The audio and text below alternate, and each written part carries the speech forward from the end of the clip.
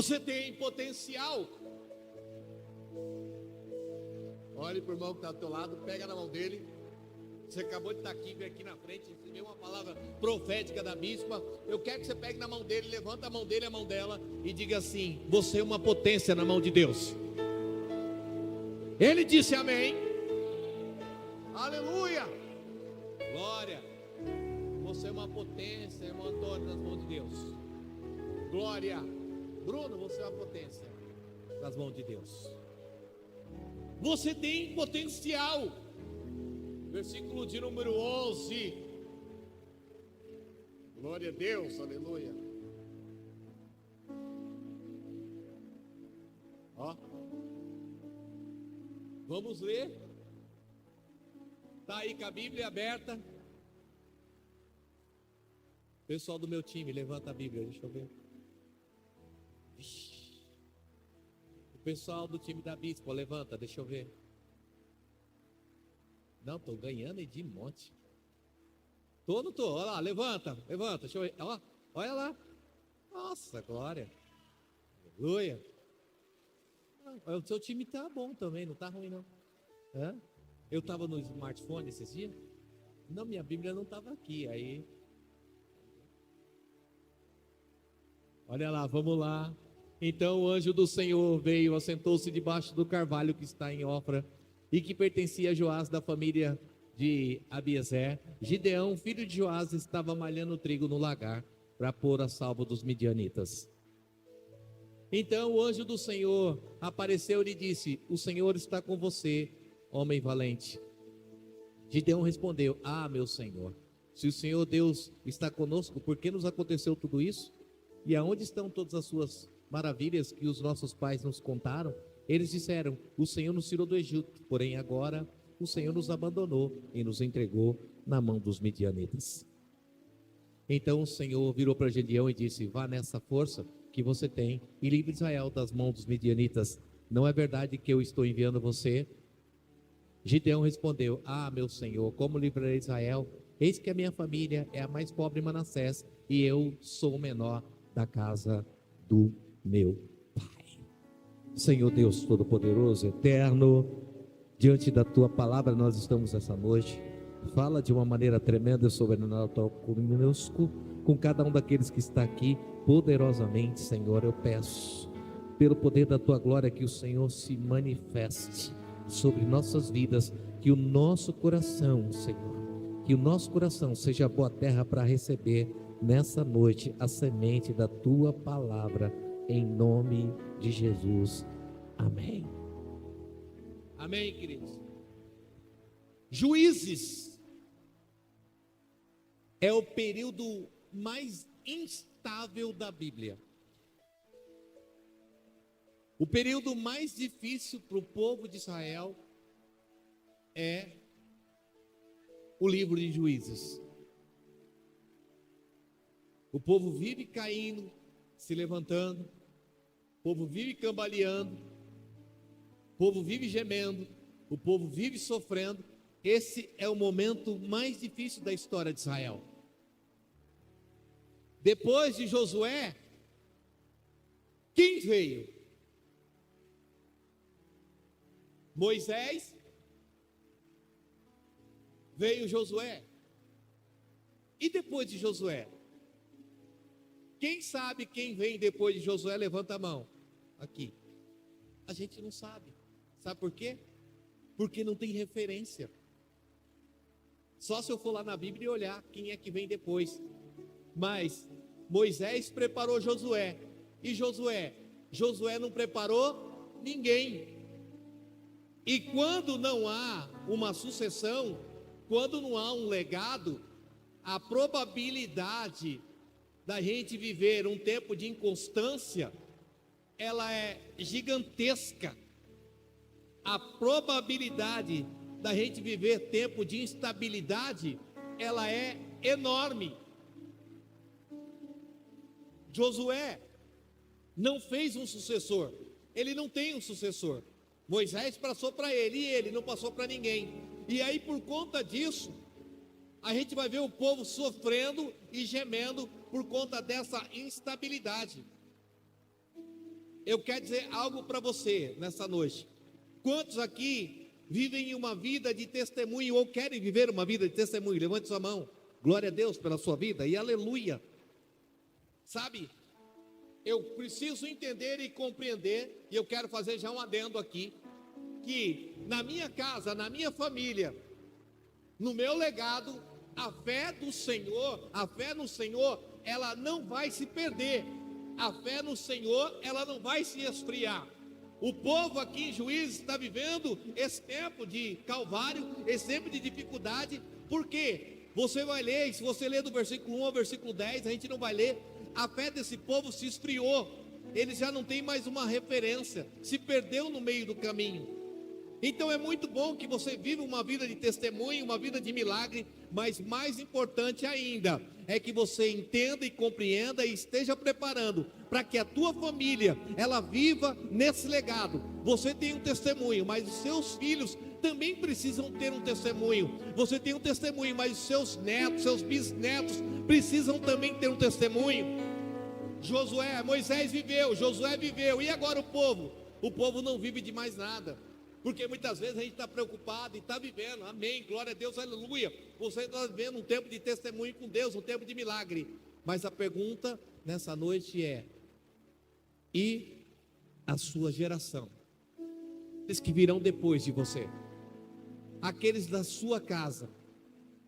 Porque esse povo viveu com Josué, mas agora Josué foi, e agora a fé deles se esfriou.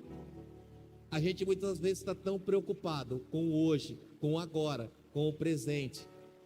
E talvez você tenha de fato uma vida de testemunho. Mas Deus quer que você tenha uma vida de testemunho, que os seus filhos tenham uma vida de testemunho, que os seus netos tenham uma vida de testemunho. E isso passa por você. Diga, eu e a minha casa. Diga, é eu e a minha casa. Olhe para o irmão que está ao teu lado e diga para ele: eu não sei você, mas se depender de mim, os meus filhos, os meus netos, eles vão continuar crendo. O que Gideão vai dizer aqui? Que os pais, aqueles do passado diziam, até falaram, mas que ele já não acredita.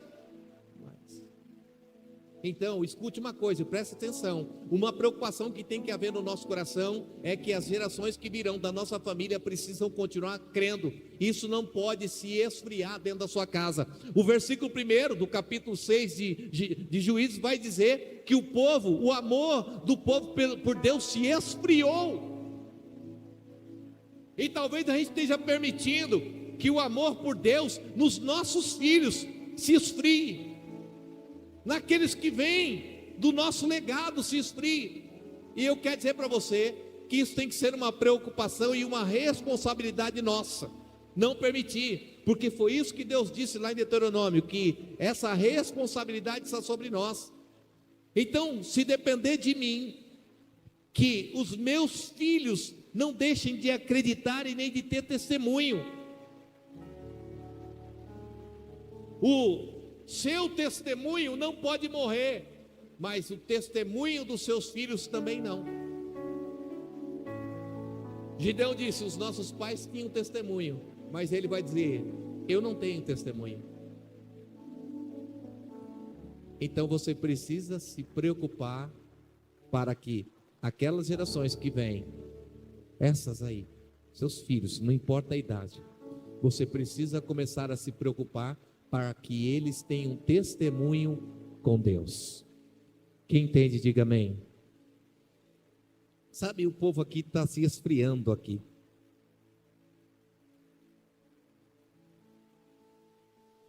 O povo esqueceu, o diabo roubou. Diga, o diabo não vai roubar meu testemunho. Não, não vai. O meu testemunho eu vou passar para os meus filhos vão ter o testemunho deles, eles vão passar para os meus netos, meus bisnetos e as gerações que virão. O diabo não vai roubar. Esse Gideão aqui está acreditando em testemunho? Não mais, ele deixou bem claro isso. Ele já não acredita no testemunho dos pais. E é muito importante, e escute isso, porque é importante nessa noite, preste atenção. É importante que os seus filhos acreditem no seu testemunho. O seu filho não precisa acreditar que você vem todo dia para a igreja. Ele não precisa acreditar que você é crente, que você ora, que você louva, que você canta, que você toca, que você tem um ministério. Eles precisam acreditar que você tem um testemunho, um relacionamento com Deus. Amém? O povo está vivendo isso aqui, ó. O autor do livro deixou bem claro no versículo 1 que o amor, o vínculo, o relacionamento daquele povo com Deus se esfriou. E por causa do esfriamento, esse povo vai viver, a Bíblia vai dizer que eles vão viver 7 anos. 7 anos de opressão. Os midianitas estão oprimindo esse povo, roubando tudo que eles têm, saqueando tudo que eles têm. De tempo em tempo, a Bíblia vai dizer, ano após ano, que esse povo vai subir, os midianitas vão subir e vão levar tudo o que o povo de Israel tem. A Bíblia diz que agora, do versículo 1 ao versículo 10, eu estou resumindo para mim entrar na palavra, vai dizer que agora esse povo está se escondendo, que eles estão morando em caverna. Olha só, esse é o problema, quando o testemunho e a promessa que Deus tem para nós se esfria. Porque quando esse povo saiu do Egito, Deus disse assim: olha, vocês vão morar em casas que vocês nunca moraram, eu vou dar coisas sobrenaturais para vocês, mas olha agora, porque o amor e a promessa se esfriou, eles estão morando em cavernas e em covas, vai dizer a palavra. Porque quando o testemunho, quando o vínculo, o relacionamento que você tem com Deus se esfria, irmão, a promessa cai também. A promessa cai. Mas coloque o versículo 6 para mim, por favor, versículo 6.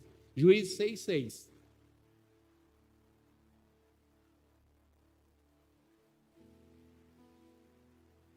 Assim Israel ficou muito debilitado com a presença dos midianitas. Então os filhos de Israel clamaram ao Senhor. Eu gosto daquela que diz assim, então é a NVI que é assim. Então os filhos de Israel ficaram pobres. Acho que alguém deve ter essa versão aí. Então Israel muito se empobreceu. Ficaram pobres. Porque, irmão, escute, quem não tem testemunho é pobre. Você não pode estar numa igreja, buscar estar numa igreja, você não pode dizer e ratificar que você tem um vínculo com Deus, mas quando a gente olha para a nossa vida, é uma vida pobre, pobre que eu digo em todos os sentidos, não é só no sentido financeiro não, é em todos os aspectos. Muitas vezes da nossa vida, eu venho para a igreja, eu venho terça, eu venho quinta, eu venho domingo, entro e saio, faço campanha, mudança de vida, 7 unção, em busca de um milagre, mas quando eu olho para a minha vida é uma vida pobre. Toda vez o inimigo vem e leva o que eu tenho, e tira o que eu tenho, e rouba o que eu tenho. Eu não posso viver dessa forma, desse jeito. Mas sabe, então os filhos de Israel clamaram, resolveram orar. E a gente, quem está comigo diga amém. A gente é meio assim mesmo, né? Vai orar sempre quando a coisa está no fundo do poço. É uma verdade, mas não deveria ser. Porque quem tem testemunho e vínculo ora a qualquer tempo. Eu sei que aqui é uma igreja de oração. Eu sei que aqui a gente faz o relógio de oração todo mês. Todo mês você ora 24 horas. É nada, faz quase um ano que a gente não ora. E eu só estou esperando. Eu oro, irmão. Não sei você, mas eu costumo orar. Eu reúno a minha família para orar. Quando Deus toca no coração, pode vir para cá que a gente vai orar. E eles sabem que é assim. E quando atrasa, que nem essa semana, eu falei, está atrasado. Era quinta, não era hoje não. Porque Deus manda orar. Não importa se é casado, se mora, não sei. Orar. Porque é Deus, não sou eu. É Deus que movimenta. E a gente tem que entender isso, que é dessa forma. Agora, só que a gente muitas vezes, a gente quer buscar pela oração, sabe? Só quando a coisa está difícil, quando a coisa está complicada, quando o negócio está amarrado. Só depois que eles empobreceram que eles oraram. Mas que bom! Catuca o irmão que está do teu lado, pergunta aí para ele, você ora, irmão? E aí? eu não deveria ter feito essa pergunta, que é uma pergunta difícil de responder, porque eu não quero que ninguém peque aqui. Porque, vamos ser sinceros, tem gente que não está orando. E eu não quero que você peque. Nossa, falei que eu estava orando, meu Deus. Sangue de Jesus. Pede perdão a Deus depois. Agora já foi. Mas para de mentir. É mais fácil você ir orar. Escute. Quem está comigo, diga amém. Que bom que eles foram orar. Porque, diga, oração. Quando eu oro, eu desperto. A oração, ela provoca um despertamento na nossa vida. Isso é verdade. Talvez o mundo aqui não saiba, eu estou dando uma dica para você, viu? Começa a orar que você desperta com Deus. Você desperta com Deus, tá? Para quem não sabe, é verdade, bispo. Talvez eu estou ensinando alguém aqui que tem anos de igreja e não sabe. Eu estou dando uma dica. Quando você ora, a oração desperta a sua fé. Porque quando você começa a orar e você começa a falar com Deus, você sente algo assim, ó. Isso é Deus falando com você e respondendo a sua oração. Oração é despertamento. Ei, esse povo, a Bíblia diz, no versículo 1, que eles estavam como? Frios. Mas aí agora eles começam a orar.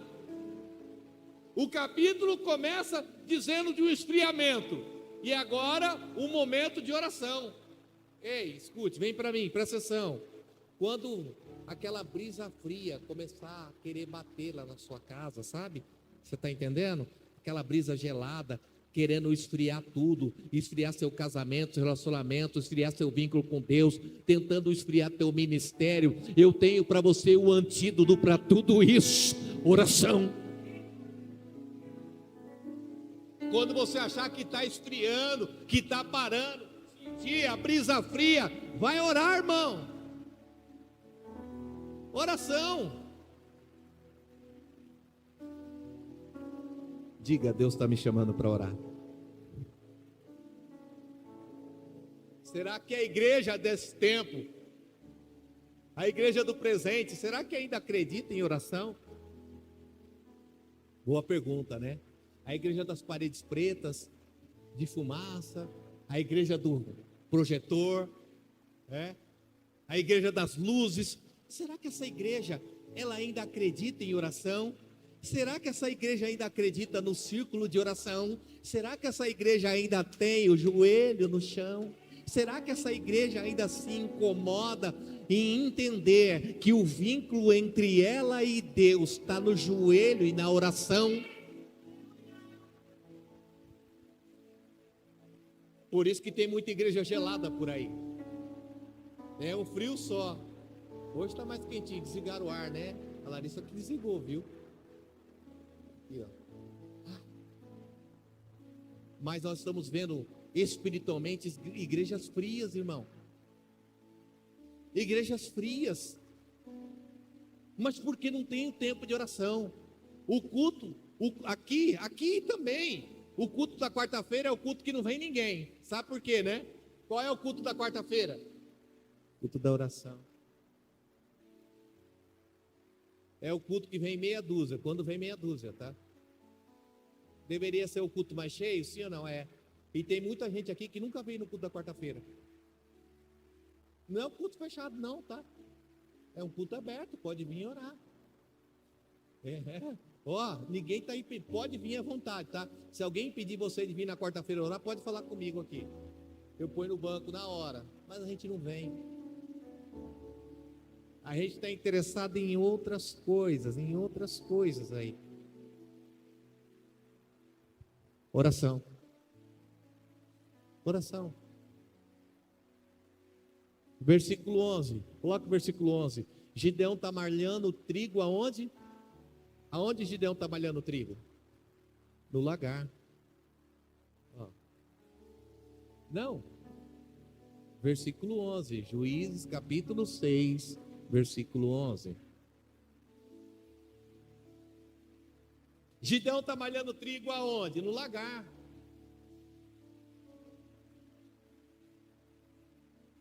Ah, mudou ali, é por isso.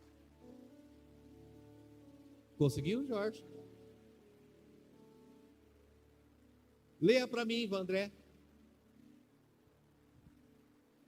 Até meia-noite eu termino essa mensagem. Posso ouvir um amém?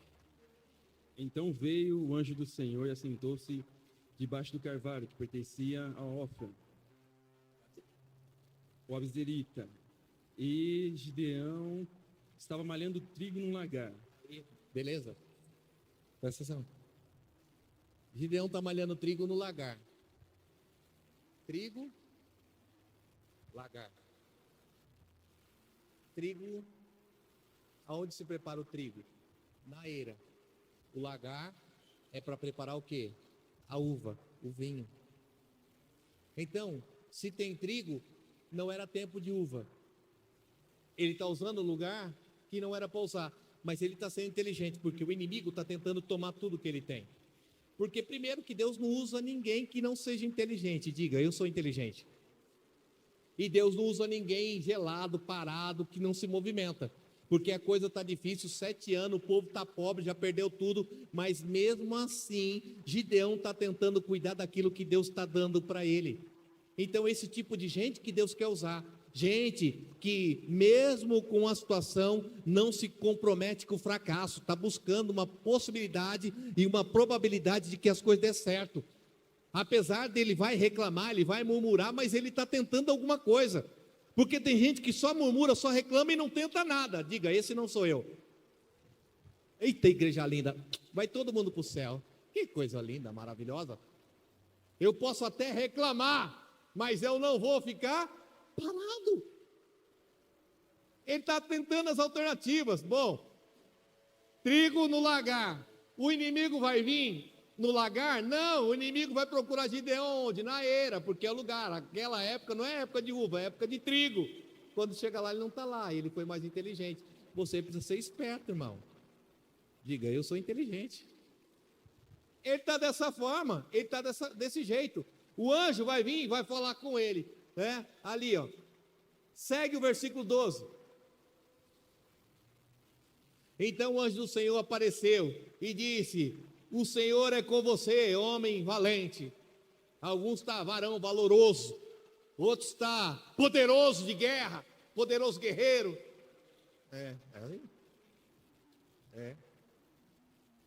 Mas presta atenção.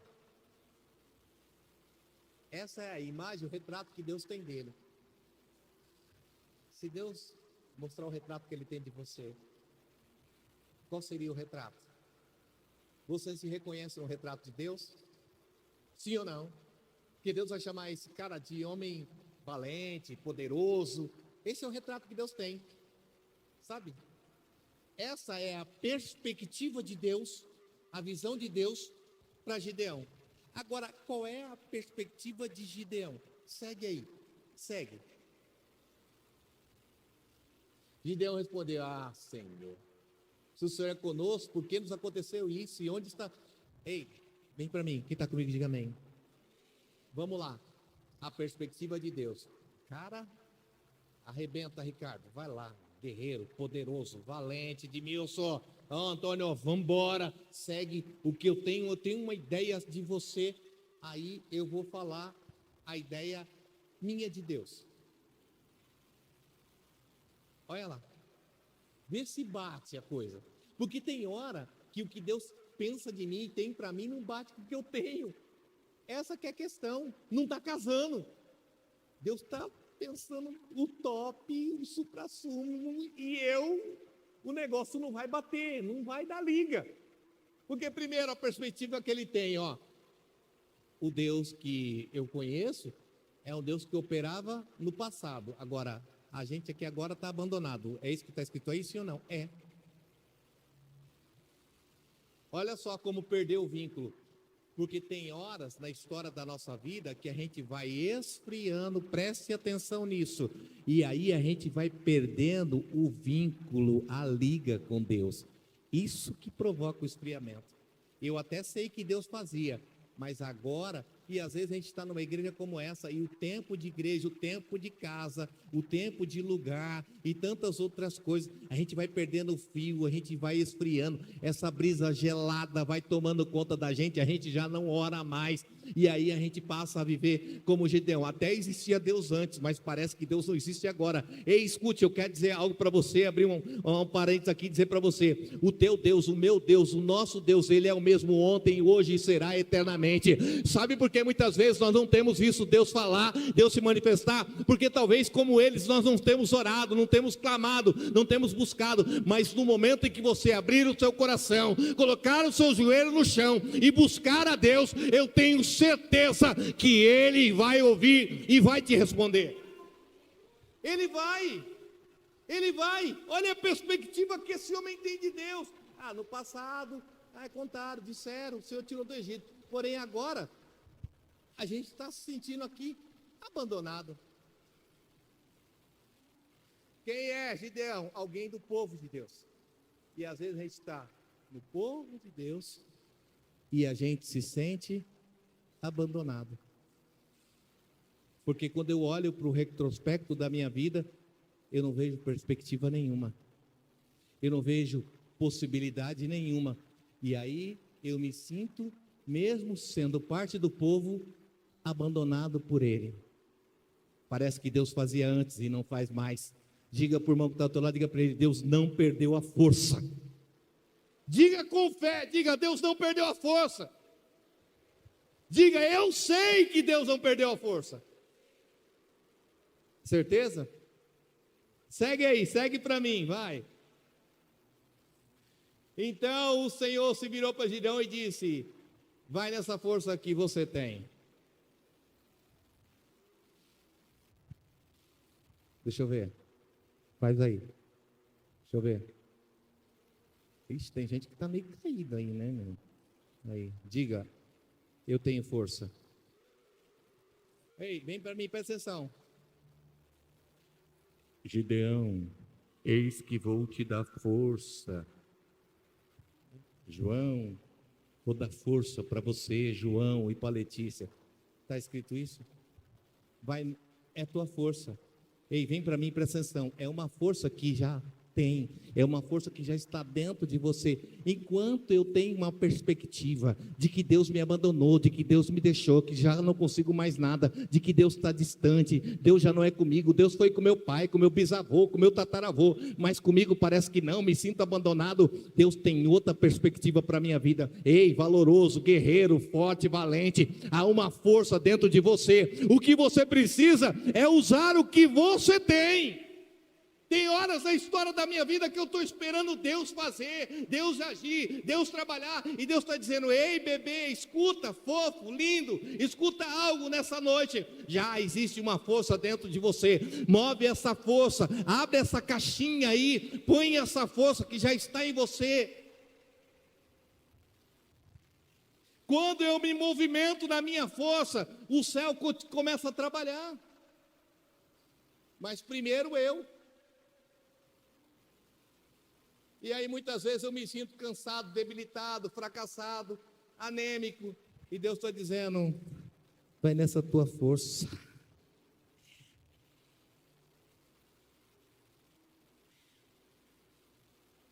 Mas aí eu sou assim, põe o 15. Vai nessa tua força. Aí ele diz assim: mas eu sou o menor dos menores. Olha para o irmão que está ao teu lado, diga para ele: e você? Eu estou usando você, que preciso que você.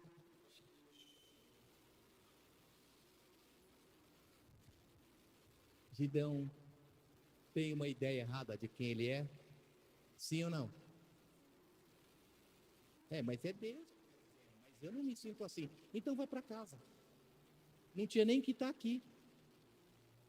Se você não acredita no que Deus diz acerca de você, vai para casa. Vai para casa chorar no travesseiro, reclamar da vida, que amanhã é segunda-feira, que as coisas não estão dando certo na tua vida, que as coisas não funcionam. Arruma alguém para colocar a culpa. Quem quer, inventa jeito. Quem não quer, inventa desculpa. Ele queria, não queria? Queria, ele está malhando trigo no lagar. Mas às vezes a gente é daquele que inventa desculpa, ou põe a culpa em alguém. Por quê? Porque eu tenho a perspectiva errada. Primeiro, olha só, olha como é que está a vida de Gideão. Qual é a perspectiva dele de Deus? O Senhor, lá atrás fazia tudo. Agora que a minha vez chegou, nada.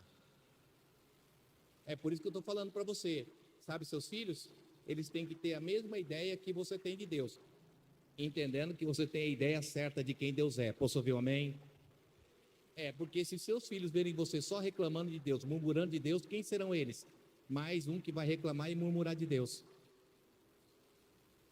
Quem entende, diga amém. Às vezes a gente é aquele que só reclama, que nem Gideão. Imagina Gideão assim, como é que vai ser os filhos de Gideão? Mesma coisa. Mesma coisa. Agora, a perspectiva que ele tem de Deus. Deus me abandonou, Deus deixou, Deus fazia antes, não faz agora. A perspectiva que Gideão tem dele mesmo.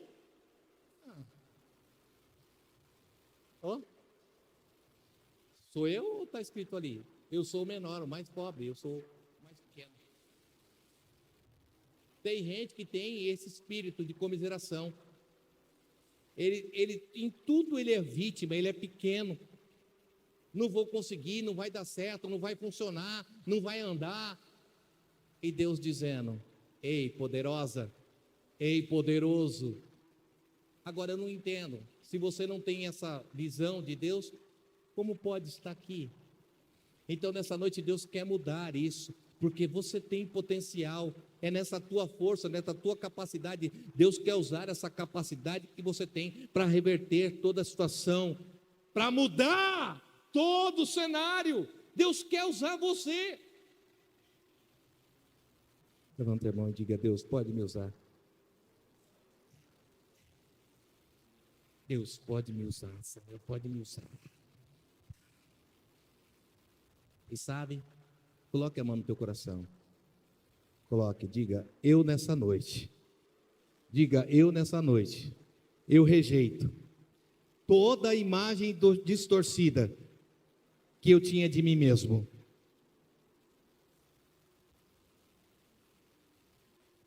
Eu não vou conseguir, eu não vou chegar.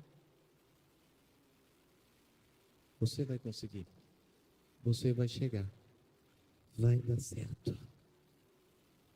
Vai.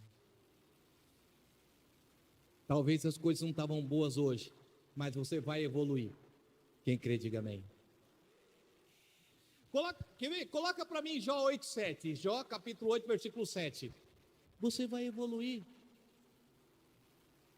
Estava fácil para Gideão? Estava não, mas Deus veio e disse assim: a coisa vai mudar. É que as respostas de Gideão não foram. O seu primeiro estado pode parecer pequeno comparado com a grandeza do seu último estado. Diga: eu vou evoluir. Porque talvez hoje não está bom. Ei, eu estou profetizando na história da tua vida, tá? Você veio para receber essa profecia. Por quê? Você vai evoluir. Porque talvez a coisa não está fácil, o negócio está complicado, está enrolado. Mas olha, talvez hoje você pode parecer pequeno, mas no final as coisas vão ser de uma maneira tão grande, tão insuperável, que você vai ver, irmão. Entenda isso. Entenda. Agora, muda essa perspectiva. Ai, Deus, será? Será, bispo? Será mesmo? Será que é comigo? Porque, olha, eu não sei. Então, hoje, coloque a mão no ombro do teu irmão e diga para ele: hoje você muda toda a sua perspectiva sobre você e sobre Deus. É assim? Olha lá, quer ver?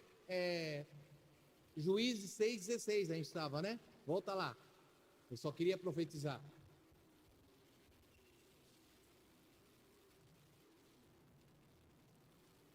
Mas o Senhor disse: já que estou ao seu lado, você derrotará os midianitas como se fosse um... Irmão, quem está comigo, diga amém.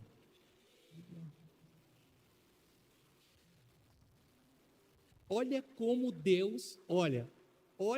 Deus minimiza a imagem do seu adversário. E a gente preocupado com os grandes problemas, com as grandes guerras, com as grandes lutas, o diabo está se levantando de uma maneira, e olha como Deus minimiza a imagem daqueles que se levantam contra você. Você não parou para pensar?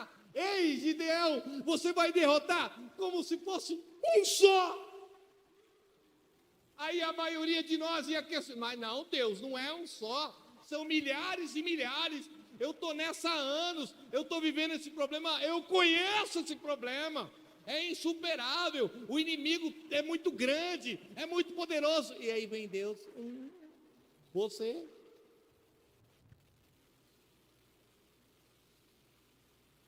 E a gente quer questionar, e Deus olhando assim, não só. Agora, ou a gente crê como Deus crê, ou não vai adiantar. Você entende isso nessa noite?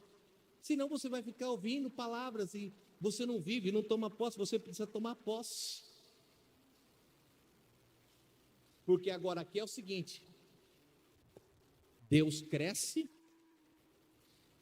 eu me posiciono e o inimigo diminui. Você entende isso? Porque agora Deus toma o seu devido lugar, Ele cresce na minha vida, Ele toma, se posiciona, eu permito que Deus se posicione na minha vida, como Deus que vai me guiar, eu me posiciono, e aí o inimigo vem ao chão, porque fica pequeno. E eu quero fazer um adendo aqui, tá? Porque não é para você, eu não acredito no diabo. Não. Diga para o teu irmão, diga para ele, você tem que acreditar. Diga, não é para você não acreditar. Mas o que você precisa? O que você precisa?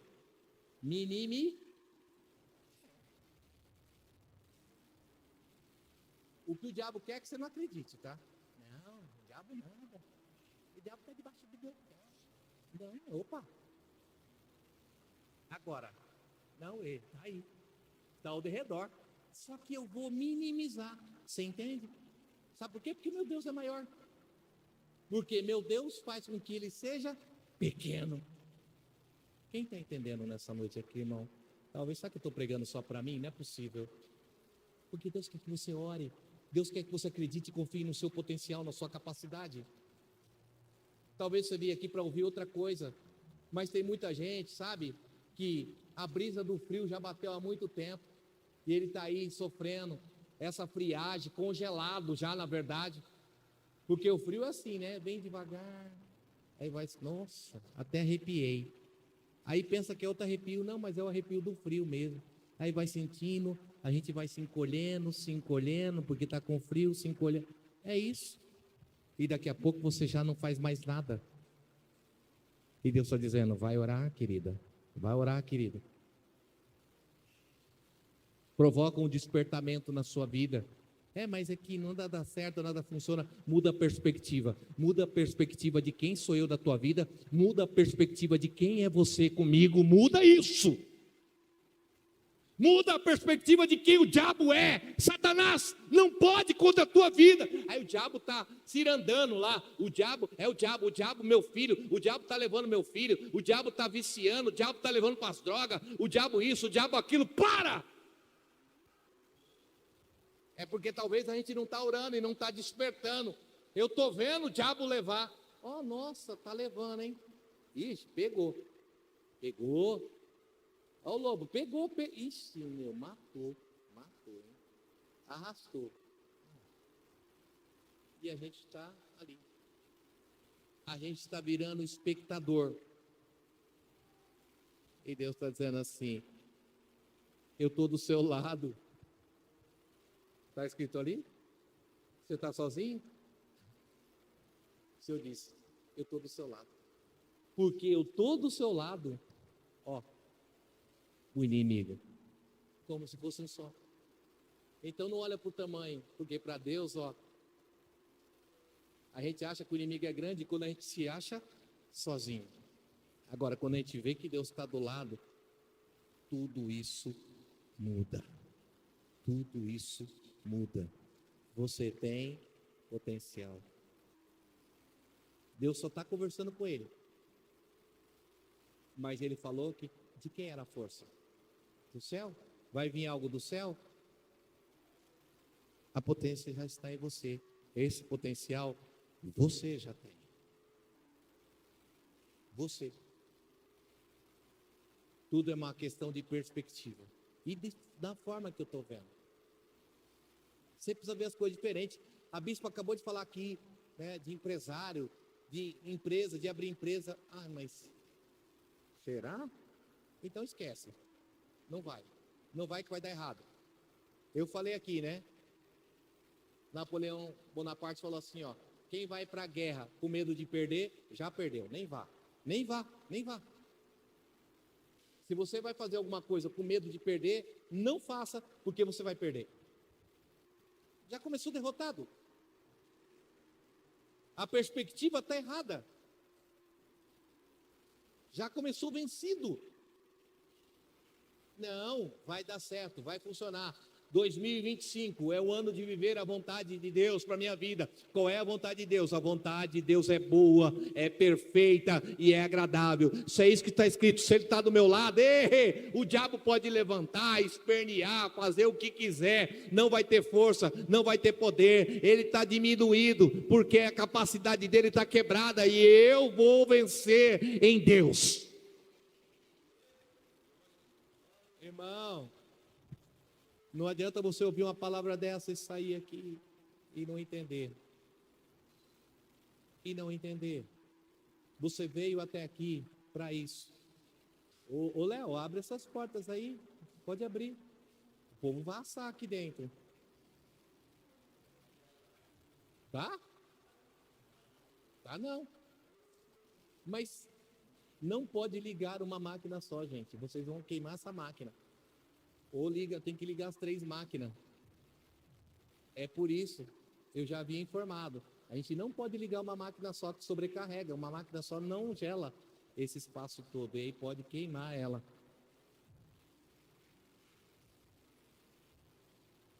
Amém, queridos? Escute uma coisa. É noite de ceia, né? Então eu quero que você diga. Não, pode ligar, só que liga as 3 máquinas, é só fazer isso, entendeu? E aí fica tudo certo, porque ela não trabalha sobrecarregada. Diga, é só para quem crê. Diga, nessa noite, eu vou colocar o diabo no seu devido lugar.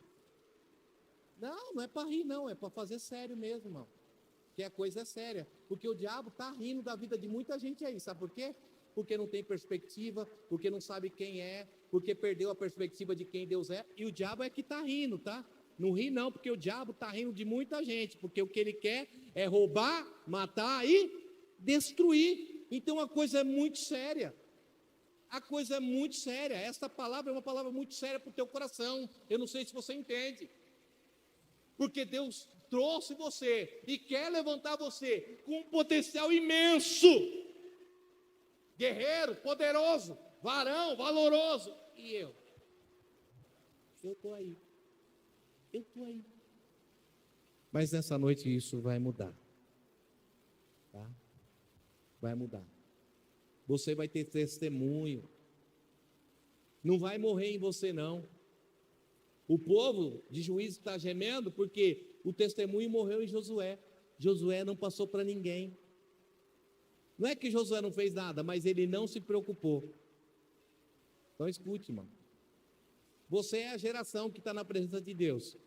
Agora eu quero saber aqueles que vêm depois de você. Porque senão vai morrer aí. Vai parar aí. E o que Deus não quer é que pare em você. Sabe, eu vejo hoje pais que têm uma dificuldade imensa, imensa, de trazer os filhos para a igreja. Quando é pequeno, aí tem a pérola, tem aí as crianças pequenas que vêm no colo, no braço.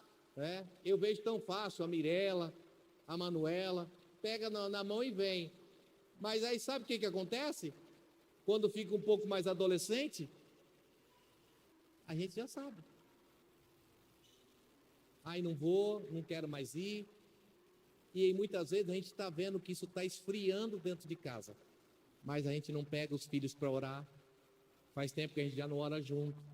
Que a gente já não fala das coisas de Deus junto. Faz tempo que você não passa o seu testemunho para os seus filhos. E sabe por que a gente não passa o testemunho para os filhos? Porque a perspectiva que a gente tem com Deus é igual a de Gideão. Quando eu vou... sabe quando você percebe que as coisas não estão boas na sua vida?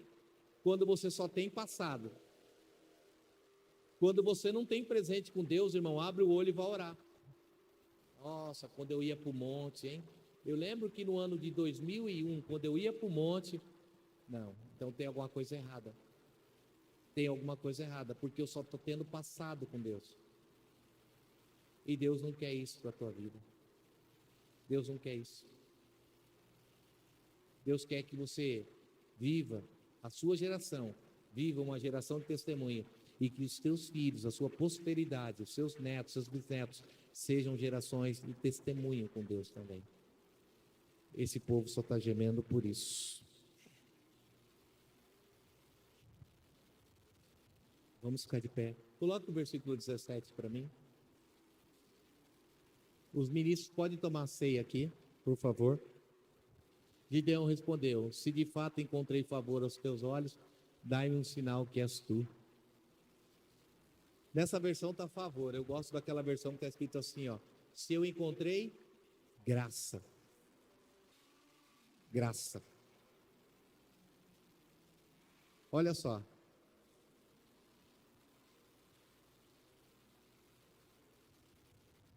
Lá no início, o que Gideão falou no versículo 11? Há um abismo entre eu e Deus.